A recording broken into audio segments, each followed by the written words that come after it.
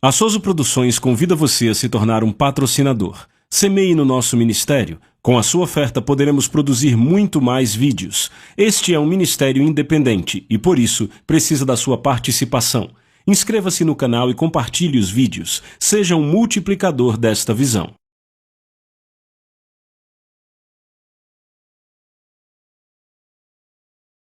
Os versículos usados nos vídeos que traduzimos nem sempre correspondem a versões em português. Muitas vezes precisamos traduzir do original em inglês para fazerem sentido no contexto do vídeo.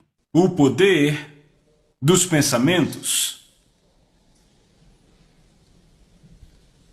Escrevam isso. O poder dos pensamentos.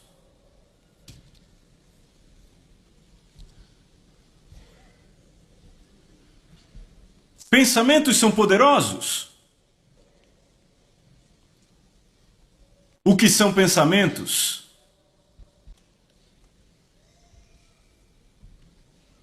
É difícil achar um dicionário com uma boa definição, mas eu vou dar uma.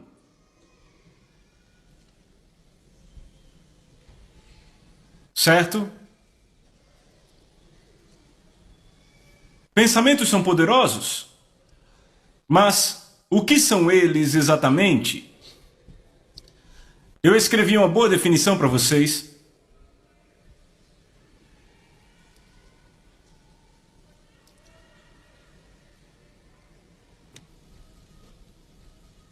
Pensamentos são imagens da mente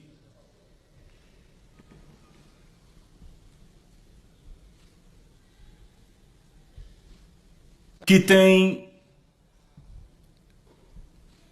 possibilidades que podem ser construtivas ou destrutivas.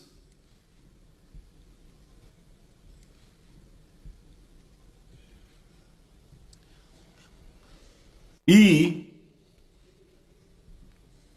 têm poder com as emoções. Em outras palavras, eles afetam suas emoções.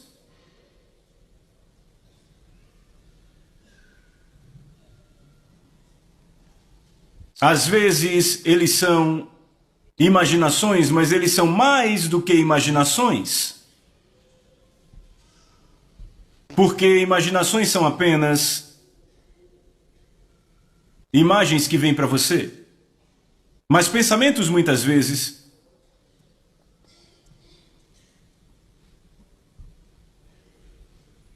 são criados por você para deliberar.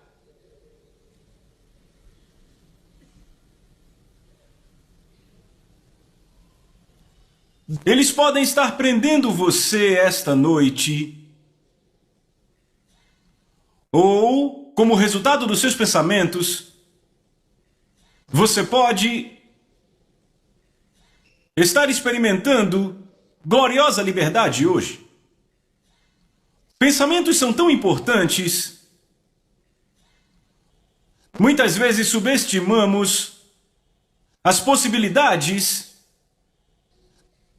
dos nossos pensamentos.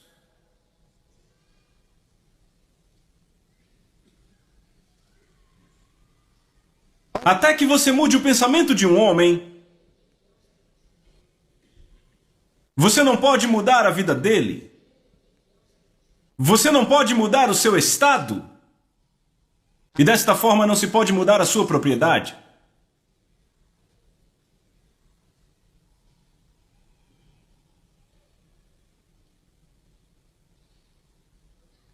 A forma mais rápida de afetar seus pensamentos são imagens. Quer dizer visão. Isso quer dizer que você tem que ver algo.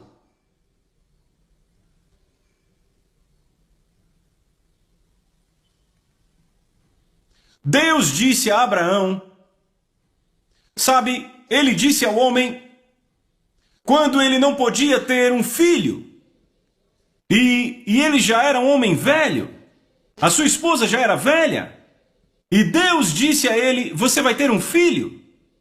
O homem não conseguiu acreditar. Não conseguiu acreditar. E Deus foi para sua esposa e disse: Sara, você vai ter um filho. Ela riu. Então um dia, Deus disse: Abraão, venha. Olhe para cima. Conte as estrelas, se puder numerá-las.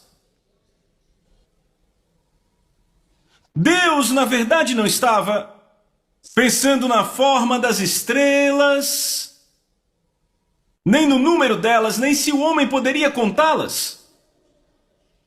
Mas ele queria ajudá-lo a ver, porque ele disse para ele: por causa de você, as nações do mundo serão abençoadas. Você vai gerar reis. Sara será mãe de príncipes. Em outras palavras, você vai dar à luz estrelas. Eles não serão pessoas normais, serão estrelas. Então ele vem, olhe lá para cima, conte as estrelas. E o velho Abraão sai, ele olha, e ele diz: Deus, são muitas. E Deus diz: muito bem, assim eu te vejo. Eles serão estrelas, e eles serão muitos, que não poderá contá-los. E pela primeira vez, a Bíblia nos diz: Abraão creu. O seu nome ainda era Abrão naquele tempo, mas ele creu. Quando ele creu, Deus disse: tem outra coisa, agora que você creu, eu quero mudar seu nome. Você não será mais chamado Abrão, mas Abraão. Abrão queria dizer pai exaltado ou pai presumido. Alguém trazido para ser um pai. Mas ele não era um pai. Então Deus mudou seu nome de Abrão para Abraão, que significava pai de muitos. Então, todo dia, o chamavam pai de muitos. Pai de muitos. E ainda não havia filho. E o chamavam pai de muitos. E ele respondia com o nome pai de muitos. Porque Deus teve que mudar o seu pensamento. Mas isso não foi tudo. Um dia, Deus disse ao homem: eu dei a você o mundo inteiro, mas você não pode recebê-lo até que possa vê-lo. Então ele disse a Abraão: olhe para o norte, para o sul, para o leste, para o oeste, o quão longe os seus olhos puderem ver. É isso que você terá. Eu gosto disso. O quão longe os seus olhos puderem ver. No livro de Josué,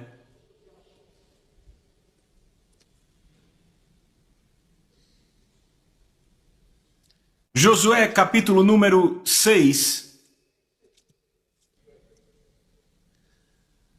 Deus disse algo ao homem Josué. Você já leu a história de Jericó? Deixa eu ver sua mão. Você já leu? Ótimo. Eu quero que você leia para mim Josué capítulo 6, do verso 1 até o verso 2. 1, 2, vão. Ora, Jericó estava rigorosamente fechada por causa dos filhos de Israel, ninguém saía nem entrava. Então disse o Senhor a Josué: Veja, entreguei na tua mão Jericó, o seu rei e os seus valentes. Viram isso? Vocês notaram no verso 2? A Bíblia diz: o Senhor disse a Josué: Veja, eu entreguei na tua mão Jericó. Ele diz: veja. Diga alguém: veja. Mais uma vez: veja. Deus disse: veja, entreguei na tua mão Jericó. A questão é se você pode ver. Se o homem não pudesse ver que Deus lhe tinha entregue Jericó, ele nunca teria Jericó. Como você pode ver? Com o poder da sua mente, o poder dos seus pensamentos, o poder da sua imaginação. Ele disse: veja, eu entreguei na tua mão Jericó. Ele tinha que ver primeiro. Ouçam. A extensão da sua visão é a fronteira da sua bênção.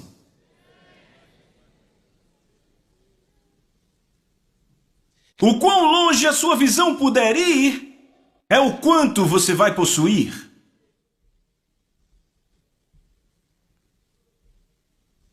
O quão longe você puder ver, o que você pode ver, o que a sua mente está dizendo, o que o seu pensamento está dizendo. Eu disse: seus pensamentos podem estar te prendendo hoje, ou seus pensamentos podem manter você numa arena de glória essa noite.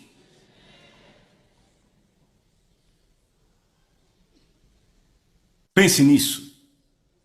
O que você pode ver? Talvez o médico disse que você nunca mais andaria. E agora tudo o que você vê é que você vai morrer. Vão te enterrar. Alguns choram, outros sorriem.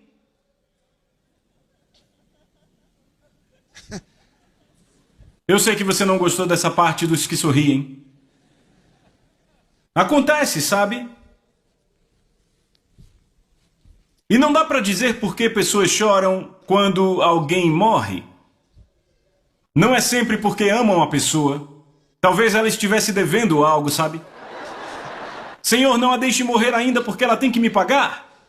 Eu preciso do meu dinheiro, deixe ela pagar primeiro, depois ela morre.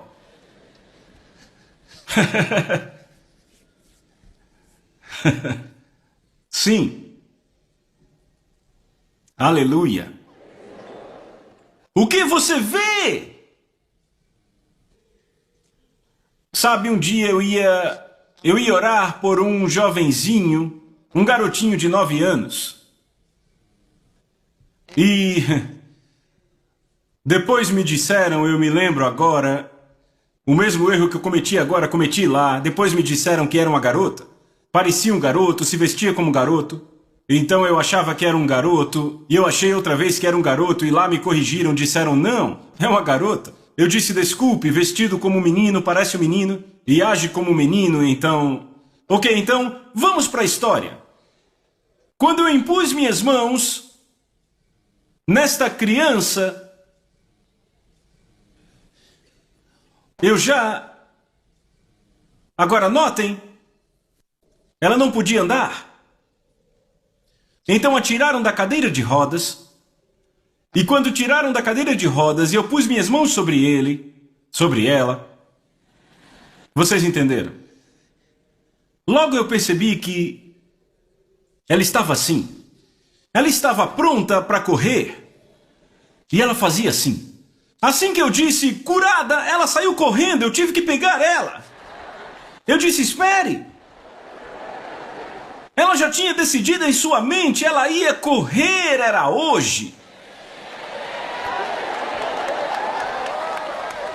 E ela estava assim.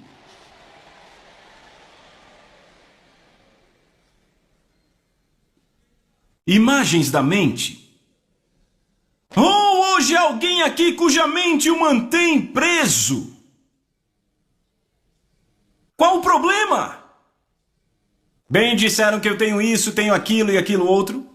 E, sabe, a dor é tanta e o médico disse que só há 3 ou 4 no mundo inteiro que são doentes disso. Eles nunca viram ninguém sair disso e eles disseram que eu vou morrer. Então, eu não sei. Eu estou apenas esperando no Senhor, pois talvez o Senhor... O que você pode ver? O Senhor não pode fazer nada por você até que você veja. Ele só pode fazer por você o que você vê. Foi por isso que Ele deu a você uma mente, para você poder pensar. Ouçam, tudo aqui veio de mentes de homens, pensamentos. Tudo aqui veio de bons pensamentos. Alguém teve que pensar nisso. Thomas Edison pensou na luz incandescente, é isso que nós temos. Disseram desista. E embora por 10.000 vezes ele tenha tentado e falhado, ele disse nunca. Toda vez que eu falhei, eu descobri mais uma forma com a qual não funciona. E então eu pensei que estava um passo mais próximo de fazer funcionar. Até que ele conseguiu. E é isso que temos aqui. Pensamentos. Pensamentos. O que você pode pensar? Não deixe a sua mente ir para qualquer lugar. Não! Você pode disciplinar sua mente. Você escolhe os pensamentos que aceita. Você escolhe os pensamentos. É isso que faz a diferença entre aquele que é disciplinado e o que não é. Aquele que se torna viciado em drogas e aquele que acaba se tornando o gerente de um banco, ou um grande homem de negócios, um grande político, um pastor, ou algo do tipo. O pensamento, no que você estava pensando, o que estava na sua mente. Alguns pensam que podem deixar qualquer coisa chegar nas suas mentes e dizer, eu não sou responsável pelo que vem à minha mente. Dizem, eu não sou responsável. Não, você é. Pense naquele fazendeiro que chega ao seu jardim e descobre que há muita erva daninha. E então ele diz, eu tenho minha plantação, ervas daninhas, eu tenho tomates, ervas daninhas, muita grama, uau! Eu gosto disso.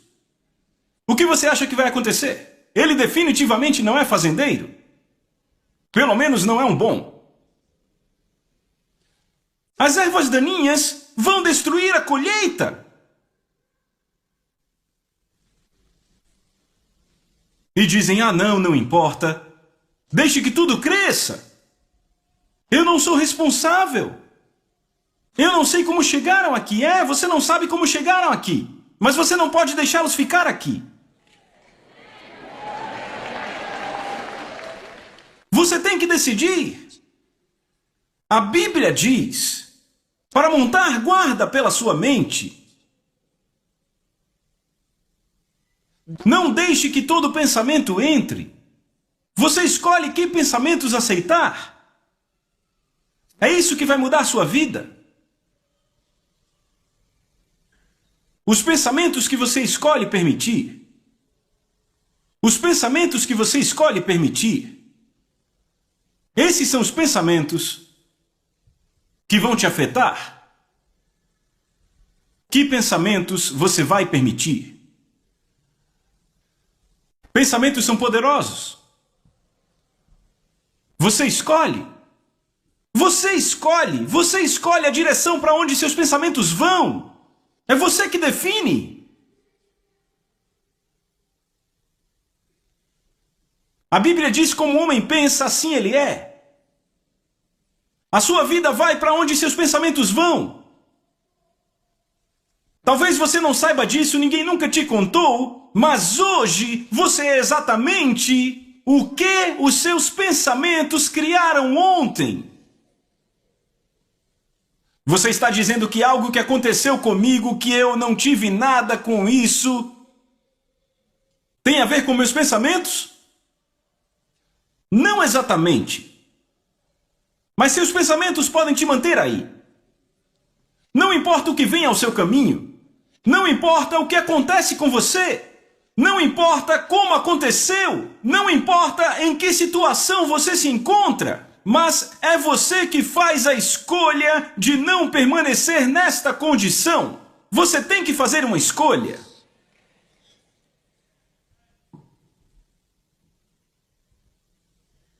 Você tem que fazer uma escolha.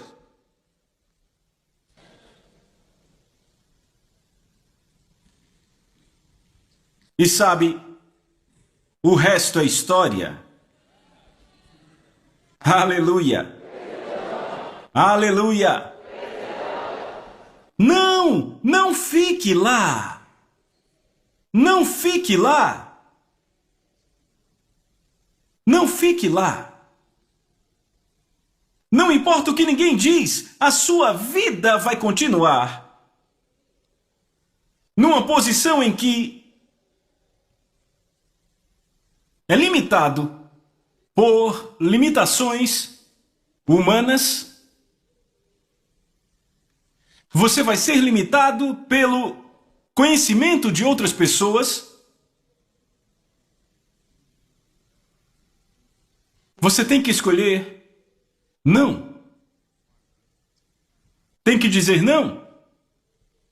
Por exemplo, alguns anos atrás, a malária era conhecida como uma doença mortal. De fato, muitos dos missionários e aqueles que foram enviados em expedições para a África morreram na África por causa da malária. Era a doença mortal da época.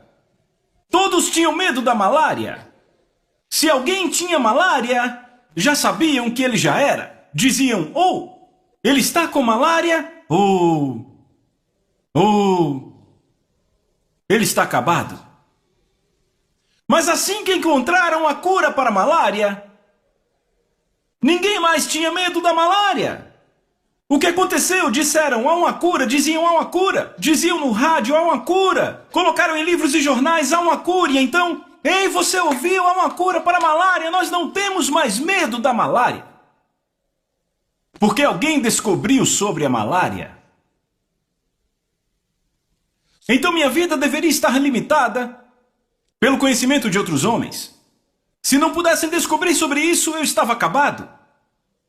Até que descobriram sobre isso. Alguém de alguma forma tinha que descobrir sobre isso, para que eu fosse livre. Eu tenho que fazer uma escolha. Se a minha vida vai continuar ou não nesse tipo de jornada. Sempre limitada até que alguém em algum lugar, que eu nem mesmo conheço, descubra algo para me ajudar. Talvez seja a sua situação hoje. Talvez você esteja numa condição sem cura. Ela tem câncer. Câncer? A sentença está pronta. Ela tem câncer. E você pode estar com medo porque você tem câncer. Porque disseram que eles não têm uma cura para o câncer.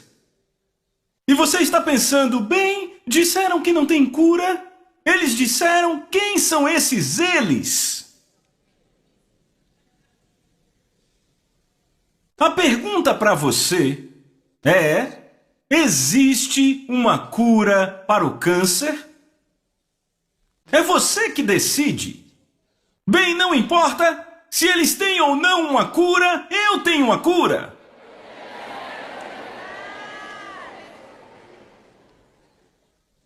Vamos lá. É você que toma essa decisão. Ninguém mais pode fazer por você. Eu não vou deixar o câncer me matar. Eu vou matá-lo. Eu queria que vocês pensassem assim.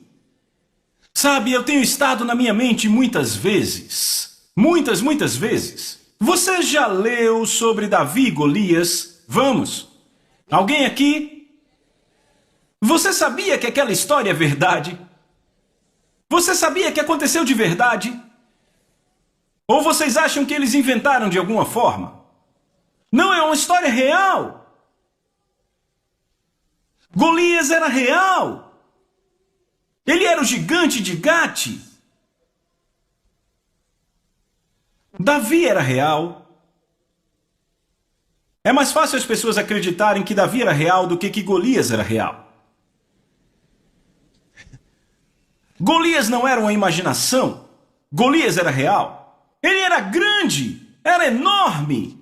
E ele era um homem forte. Ele era chamado campeão. O campeão de Gate. E ele tinha 4 irmãos. E eram todos gigantes. E Golias era o líder do exército. Ele era o maior deles. E quando ele veio, todo Israel tremeu, incluindo o rei Saul, que era maior que qualquer outro em Israel, e ele era o rei. A Bíblia diz que ele era maior do que qualquer um em Israel. E Golias, o campeão dos filisteus, se levantou e disse: alguém pode me desafiar? E ninguém podia. Todos tinham medo. Pense nisso. Eu quero que você pense. Pense. Me acompanhe agora. Eu estou falando de pensamentos. Você está aí? Eu disse, eu já passei muitas vezes pelas Escrituras para ir com Davi e ver o que aconteceu. Eu nunca deixo de ficar tão inspirado pelo que Davi fez. Quando todos estavam com medo, o jovem Davi veio. Ele veio apenas para dar algo a seus irmãos. Seu pai o tinha enviado. E ele ouviu Golias gritando e amaldiçoando Israel com seus deuses. Ele disse a seu irmão mais velho: quem é esse boca grande? Disseram: esse é Golias de Gate. E por que ninguém pode derrubá-lo? Seu irmão disse: cala a boca. Você não ouviu? Não tem ninguém maior do que ele, não, nunca vi. Por isso que tem que derrubá-lo. Seu irmão disse: sai daqui e volta para casa. E então ele foi a outros soldados e disse: olá, senhores. E então ouviram Golias, e eles tremeram. Davi diz: não tremam, aguentem. O que o rei daria a alguém que derrotasse esse cara? Disseram, ninguém consegue mesmo, por isso que fizeram a oferta. Você já viu pessoas negativas? Quando há uma oferta, mesmo na TV, um produto, eles dizem: ei, qual a pegadinha? Nada vem de graça. Eles são negativos. Sempre negativos. Qual a pegadinha? Nada é de graça, estão oferecendo algo para pegar algo por trás. Então disseram: sim, ninguém pode derrotá-lo, então o rei fez uma grande oferta. Certo, o que é isso exatamente? Disseram: número 1, a sua família ficará livre das taxas, nunca mais impostos. Sério? Então ele vai casar com a filha do rei, você imagina isso? Você nem é rei, então imagina. Ele disse: casar com a filha do rei? Sim. Não só isso, muitos outros presentes. Ele disse: eu posso fazer isso? Você? Davi disse: alguém pode me levar ao rei? Correram para o rei, vida longa ao rei para sempre. Tem um jovem lá fora que disse que pode derrotar Golias. É mesmo? Quem é ele? Tragam-no. Ele estava esperando um soldado enorme, sabe? E então trouxeram aquele pequenininho. E Saul ainda estava procurando por quem era. E o jovem Davi entrou. Ele disse: onde está? Disseram: esse aqui, você. Ele já conhecia Davi. Ele disse: volte para sua mamãe. Ele disse: você é um jovem, e aquele homem tem estado em guerras desde a sua juventude. Ele disse: não, senhor. Sabe, eu estava cuidando das ovelhas do meu pai um dia. Um leão veio e pegou uma delas. Eu fui atrás do leão, peguei pela barba, abri ele no meio e o matei. Saul disse, isso não é sério. Ele disse, não só isso, Senhor. Em outra ocasião, um urso veio e pegou uma das ovelhas. Eu fui atrás do urso e o matei. Ele disse, Senhor, esse Golias aí fora vai ser como um deles. Ouçam, ouçam. Saul nunca tinha ouvido ninguém falar desta forma. Era um tipo diferente de fala. Ele disse, jovenzinho, eu gosto de como você fala. Você quer tentar? Sim, senhor, sim, senhor. Certo. Ele trouxe sua armadura. Ele disse, você tem que vestir isso, esse cara é forte, coloque isso na sua cabeça. E colocaram nele. Certo, vista essa armadura. E aqui, aqui. Depois que ele vestiu tudo, ele saiu assim. Davi disse, se eu vestir isso, ele vai me matar. Por favor, posso tirar tudo isso? E o que você vai vestir? Ele disse, eu não preciso de nada. E então tiraram tudo. E Davi disseram, e a espada? Ele disse, eu vou matá-lo com a própria espada dele. Então, pense nisso, pense nisso. Eu quero que você pense nisso. Você pode pensar? Davi solta todas essas coisas e vai para fora com estilingue. E então ele pega 5 pedras lisas. Porque ele disse, quantos gigantes tem lá? Disseram 5. Ele disse, ok, preciso de 5 pedras. Uma para cada um. E ele pega as 5 pedras. E então Eliabe, seu irmão mais velho, olha adiante e vê o seu irmão Davi. É o seu irmão mais novo. O que eu vou dizer a papai? Ele já estava chorando. Não, quando você quer dar um passo de fé, é quando aqueles que te amam começam a chorar. Disseram que hoje você morre e você enlouqueceu. Agora dizem que ele enlouqueceu. Ele não tem capacete. Ele não tem armadura. Ele não tem escudo. Ele não tem espada. A Bíblia especificamente nos diz que não havia espada na mão de Davi. E então ele saiu. E o grande Golias diz, onde está seu campeão? E o pequeno jovem Davi apareceu. E ele estava assim.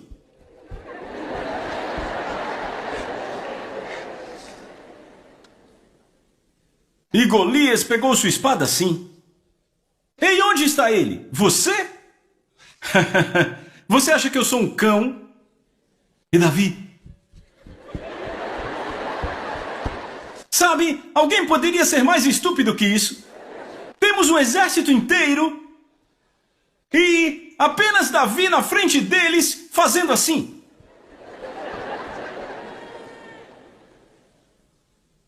E aquele Golias enfurecido, a Bíblia diz que ele começa a amaldiçoar Davi com seus deuses. Ele estava com tanta raiva porque aquele garotinho veio para insultá-lo.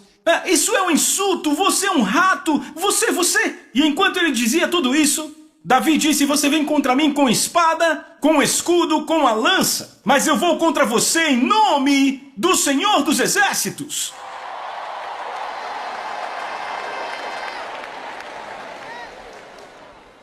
A maior imagem de todas é esta. Você precisa ler com seus próprios olhos. Quando Golias deu um passo na direção de Davi, a Bíblia diz que Davi correu em direção a ele. Quando eu li isso, eu pus a Bíblia assim, eu disse, meu Deus! Rapaz, eu gosto disso.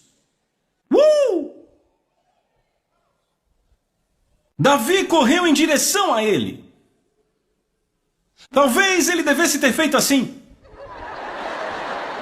Ele não fez isso, ele foi em direção a Golias. E você imagine Os soldados de Israel que desmaiaram naquele momento estavam mortos. Mortos. Porque agora iam ver aquele garoto partido ao meio por Golias. Mas ele lançou a primeira pedra e Golias estava no chão. Bom! Vocês estão me ouvindo hoje? É isso que pode acontecer a esse câncer.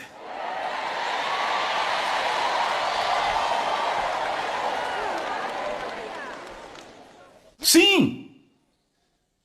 É isso que pode acontecer a esse tumor.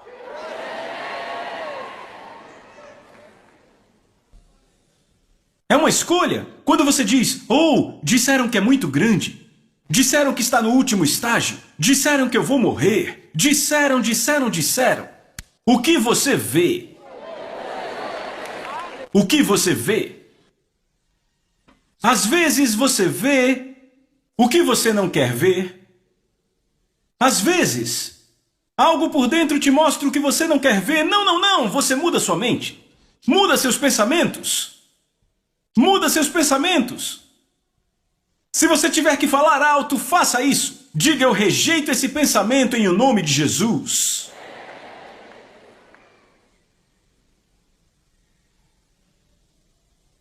Então, o que você vê? O que você vê? O que você vê? Meu Deus! O que você vê? O que você vê? Mude a sua mente. Você consegue ver sua situação mudando?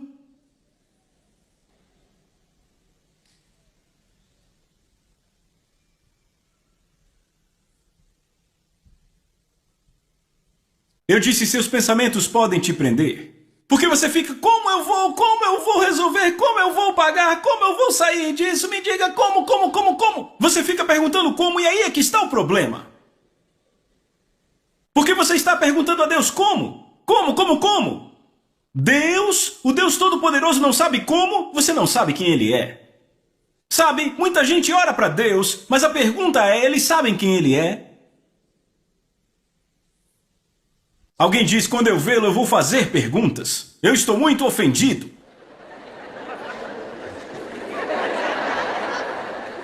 Se você o visse agora, simplesmente desmaiaria. Veja o que aconteceu com João. João disse, quando eu o vi, eu caí. E esse foi João que esteve com ele por 3 anos. Ele o viu em sua glória e apagou. Você não viu isso e diz, quando eu vê-lo, eu tenho 3 perguntas para Deus. Ok. Você o vê? Deixa eu passar para o próximo. A luta com a fé. Lutar contra a sua fé. Ter uma luta com a sua fé. Quando eu vejo tantos cristãos lutando contra a sua fé. Eu lembro quando eu costumava lutar contra a minha fé. Todos temos que passar por esse estágio. Porque esse é o estágio onde a sua fé está sendo treinada, testada e fortalecida. Lutar contra a sua fé. Às vezes, é para suas finanças, para seu emprego, para sua família, para sua saúde. E você tenta acreditar e tenta acreditar. Você está tentando acreditar, esperando que funcione. Frequentemente, é onde acreditar e ter fé colidem. Onde temos que realmente entender o que a fé é de verdade. E nós achamos que é fé e não é fé. Alguém diz, na verdade eu tive fé para isso, eu realmente tive fé e não funcionou. Deixa eu te dizer algo. Se não funcionou, não era fé. Acredite nisso, é muito importante. Se não funcionou, não era fé. Eu quero que isso encharque. Diga a alguém, se não funcionou, não era fé. Deixe-me explicar a vocês o que é a fé em termos simples, certo? Não há definição melhor para a fé do que a definição da Bíblia em Hebreus capítulo 11, verso 1. Ele diz agora, a fé é a substância das coisas pelas quais se espera, a evidência das coisas não vistas. Isso quer dizer que fé é evidência. Uma versão melhor diz que a fé é o termo de propriedade. O termo de posse, também traduzido como escritura de um imóvel, quer dizer que é prova. Se eu tenho fé para algo, significa que eu tenho prova para algo. Como você pode ter a prova e não funcionar? Não é possível. Se não funcionou, não era fé. A fé, se eu digo que eu recebi a minha cura pela fé, significa que eu declarei que a minha cura era real. E que eu tenho a evidência no meu espírito. Para voltar e dizer, bem, sabe, eu realmente tive fé, mas eu perdi. Não, não, não, 1000 vezes não. A fé sempre funciona. A fé sempre funciona. Agora vejam, certo, eu quero um emprego, me candidato ao emprego, e para esse emprego em particular a outros candidatos. Eu estava orando, esse emprego é meu. Eu declaro que esse emprego é meu em nome de Jesus. Eu orei por isso e outros irmãos e irmãs oraram comigo e declaramos que esse emprego é meu. E então eles dão a outra pessoa. E então eu venho e digo, ei Deus, não. Eles vão me ligar. Eu vou orar, vou jejuar. E eu jejuo e eu oro. E aquela outra pessoa é admitida. E agora estão pagando a ela. Ele ganhou um emprego. E eu estou pensando, não. Eu vou entrar no mês que vem, eu vou orar, vão me chamar. E então não me ligam. E as minhas contas aumentando. E eu pensando, oh Deus, não consigo pagar as contas. Eu perdi o emprego, perdi. Por quê? O que houve? Oh Deus. E então a confusão chega. E eu fico me perguntando, o que é fé, afinal? Ou eu tenho uma condição e eu digo, eu não vou passar pela operação. Disseram que eu tenho que fazer essa cirurgia e eu não vou. Jesus vai me curar. E eu estou orando, Jesus vai me curar. Declarando, Jesus vai me curar. E eu estou realmente crendo. E eu estou tentando, mas está ficando pior. A dor está me tomando. E eu, oh Deus, eu não quero ir para o hospital. Então me levam para o hospital. Porque eu não consigo mais nem me ajudar. Eu me encontro no hospital. Oh Deus. Eu disse que eu não viria aqui. Eu disse que eu ia confiar em você. Olhe para mim agora, oh Deus. E então eu tomo todos esses remédios e o médico até me avisa. Você nem ouse parar de tomar ou você morre. E eu volto para casa e eu estou tão frustrado porque eu nem esperava que teria que ir ao médico. E agora eu estou sob os cuidados do médico, eu não consigo nem sair. E eu tenho crido pela minha cura. Onde está Deus? O que aconteceu à minha fé? Ou eu não tive fé? E quanto ao dinheiro? Você está esperando que o seu dinheiro aumente, mas ele diminui. Oh Deus! Oh Deus! E quanto a essa mensagem de cancelamento de dívida que eu tenho ouvido tanto, a minha dívida não foi cancelada. Oh Deus, isso é verdade? Então pela primeira vez você começa a pensar nos críticos, talvez eles estejam certos afinal. Alguns críticos que dizem que aqueles de nós que pregamos cura e prosperidade, que temos algo de errado conosco. Talvez estejam certos afinal. E agora você pensa, podem estar certos? Será que passamos do limite? Será que os pregadores passaram do limite? Eles estão nos ensinando algo errado, afinal? Porque essa fé não está funcionando para todos. Disseram que funcionaria para todos, mas não está funcionando para todos. Quantos de vocês já se encontrou nessa situação ou conhece alguém que já esteve nessa situação? Posso ver sua mão? Sim, várias pessoas. Sim. Acontece, estão lutando contra a sua fé e se perguntando, o que Deus pode fazer por mim? Sim, eu já lutei com a minha fé há anos atrás. Mas houve uma forma com a qual Deus me ajudou, que foi: eu sempre acreditei que as respostas de Deus estavam todas na Bíblia.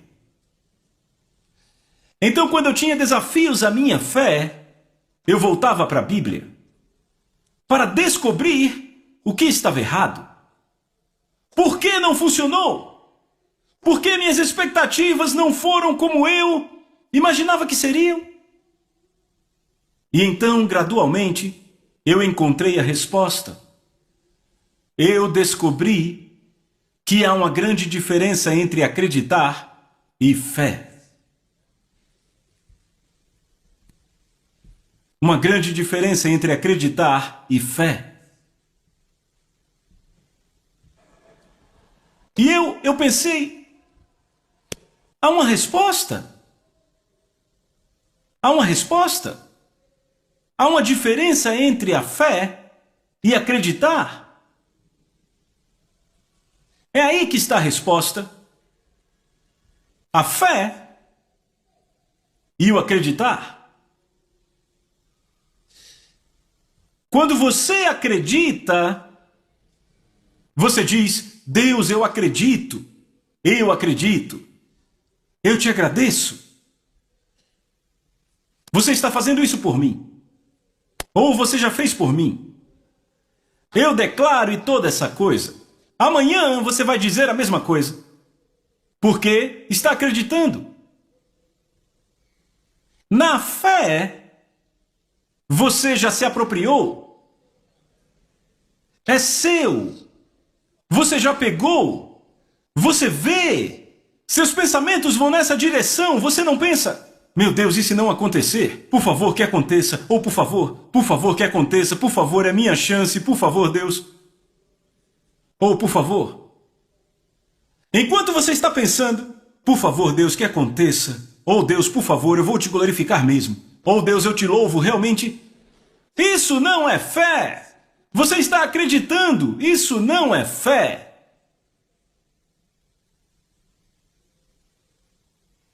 Fé quer dizer é seu agora. Quando você tem fé, você recebe. Estão ouvindo? Quando você recebe, isso se torna seu. A fé não está tentando conseguir algo. Acreditar está tentando conseguir algo. Você acredita para receber. A fé não tenta receber. Aqui está a diferença. A fé não tenta receber. Você acredita para receber. A fé não diz: eu recebo isso em nome de Jesus. Isso é acreditar. A fé diz porque a fé é a prova. É a escritura daquilo pelo que você pede. A fé diz: eu já tenho. A fé não tenta conseguir. A fé já tem. A fé pode agir nisso. Estão me ouvindo? E começa com seu pensamento. Você pode pensar correto. O que está passando pela sua mente? Deixe que isso que eu compartilho agora passe pela sua mente. Sabe, eu encontro na minha Bíblia a história de uma mulher. Todos nós já ouvimos essa história sobre essa mulher. A mulher que sofreu de hemorragia por 12 longos anos. 12 anos! A Bíblia nos mostra que ela era rica, até que se tornou pobre por pagar os médicos. E nenhum médico pôde ajudá-la. Ela sofreu por tanto tempo. A Bíblia diz que ela piorou. É uma história de amor. É uma história de amor, porque veja, a Bíblia diz que quando ela ouviu sobre Jesus, leia sobre ela no Evangelho de Marcos capítulo 5, do verso 25. Certo? Estão me ouvindo? Você tem a mesma história em Mateus capítulo 9, verso 20, sabe? Também você tem no Evangelho de Lucas capítulo número 8, a partir do verso 45, certo? Você encontra a história lá, pode ler todos para ter a imagem completa, que eu vou entregar agora. Eu disse é uma história de amor, porque a Bíblia diz que quando ela ouviu sobre Jesus, pense nisso, ela tinha sofrido 12 longos anos, hemorragia e dor, ninguém podia ajudá-la. Ela estava abandonada, ninguém podia ajudar. Ela poderia ter ficado em casa e dito, bem, não adianta, eu já tentei tudo. Como muitos dizem, tentei de tudo, mas um dia alguém veio e falou sobre Jesus. Ela poderia ter dito,